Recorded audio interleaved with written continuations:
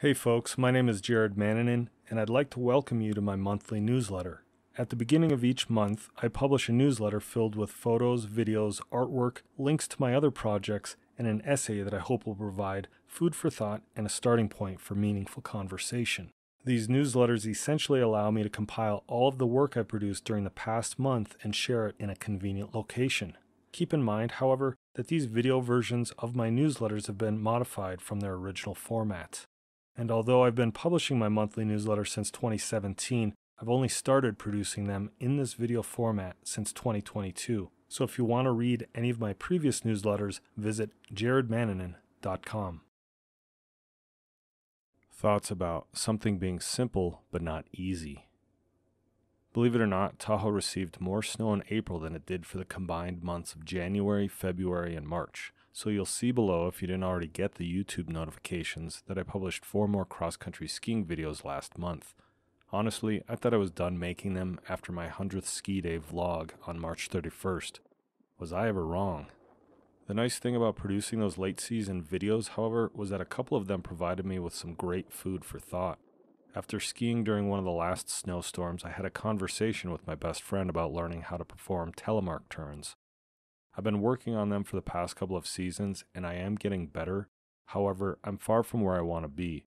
This is fine though, because I'm in it for the long haul, but I'd be lying if I said I wasn't a little bit frustrated with my progress, or lack thereof.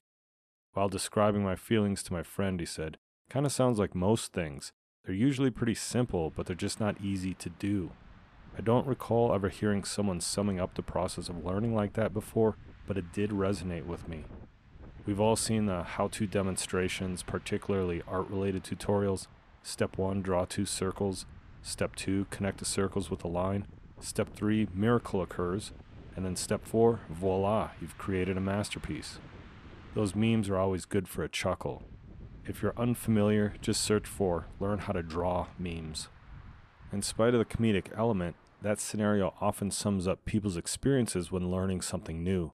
Their instructor demonstrates the technique or lesson at full speed, and they make it look so easy. But we know it's not easy, right? What we're really seeing is the sheer amount of time and effort that the instructor has put into their craft or profession. But to our amazement, once the instructor slows the technique down to demonstrate its basic steps, and we can see the progression of movement, it becomes obvious that those steps actually are pretty simple. They're just not easy to do when you're first learning them. This is often because we have to learn a new pattern of body movement or a new way of thinking, neither of which are easy to integrate into our current selves. So what's the secret? How do we graduate from drawing stick figures to something more akin to actual portraits?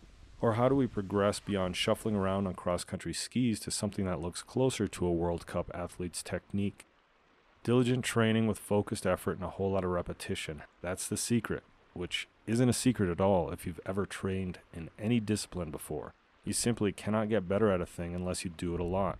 Of course, there are a million other smaller steps in between the basic ones, and you can clearly benefit from having previous experience in adjacent fields or arts, or foundational knowledge of the activity in question, but there's no getting around the fact that you need to log many hours and many miles to get better at any activity.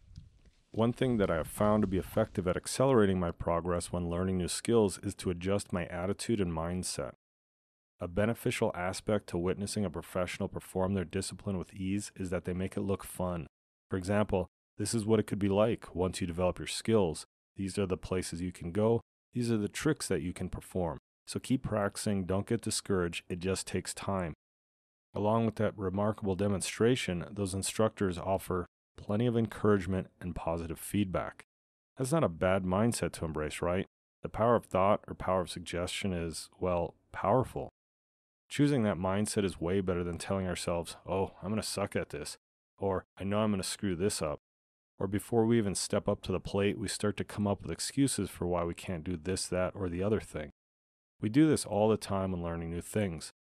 It lowers the bar, taking pressure off of us to succeed. And when we do fail, which is often the case with that attitude, we can then say, "See, I told you so." As if creating and then executing self-fulfilling prophecies somehow proves just how in tune we are with ourselves. But it's all garbage because it's all just based on fear. For example, if I were to say that I'm going to win and then I don't, the letdown is hard. Doubt and uncertainty creeps into our minds after that failure. then it can take even longer to add victories to the win column because now we're fearful to take the risks necessary to succeed. Once bitten, twice shy, so the saying goes. Or we avoid that positive mindset and declaration of success because if it doesn't manifest, we potentially open ourselves to ridicule. Of course, this example assumes that we're surrounded by people less than supportive of our efforts. To that I'd ask, why are we surrounding ourselves with those people in the first place? So what am I proposing then? Is there another option? You could probably say that what I'm suggesting here is one of the core aspects of my personality, and that's to stop assigning emotional attachment to the learning process. But it's also worth considering letting go of emotional attachment in other areas of our lives. If you know me, then you know that I don't show much emotion at all. It's not that I'm walking around pissed off or unhappy all day long. Sure, I become irritated and frustrated as much as the next person, and I do express that from time to time, but I'd also argue that I experience more joy and happiness than most. I just don't necessarily show it through smiles and laughter, for example. The bottom line, and I don't mean to sound dismissive or nihilistic, is that I just don't believe that most things in life really matter in the long term. All of those little things that we get worked up about on a daily basis are insignificant in the grand scheme of life. And we have to believe that because if we don't, we forfeit all of our power to that coworker who made a nasty comment about us or the person who cut us off on the freeway, for example. Or we let those times that we fell down while practicing our downhill turns negatively impact every subsequent ski session that involves negotiating a hill of more than 10 degrees. Those people and experiences begin to rule our lives because they now occupy so much real estate in our minds. Unless there's some sort of catastrophic result attached to the experience, will you actually remember it in 1, 5, or 10 years from now? And if you don't believe you will, why should it really matter right now?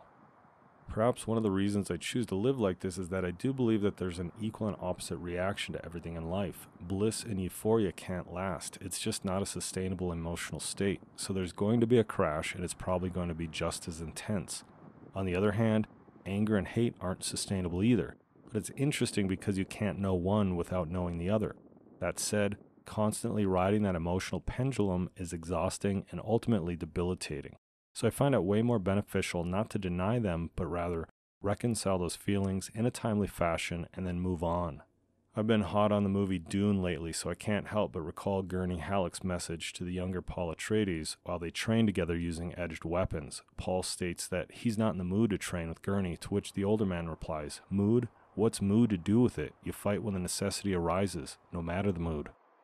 Although most of us may not be preparing for combat, the point remains.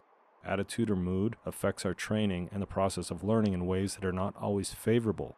I agree that having a positive attitude is better than expressing a negative one, but I wonder if having any attitude at all is even necessary. For example, is being in the zone or in a state of flow associated with emotions, moods, or attitudes? I don't think so. Rather, the experience of flow is being in a total state of immersion.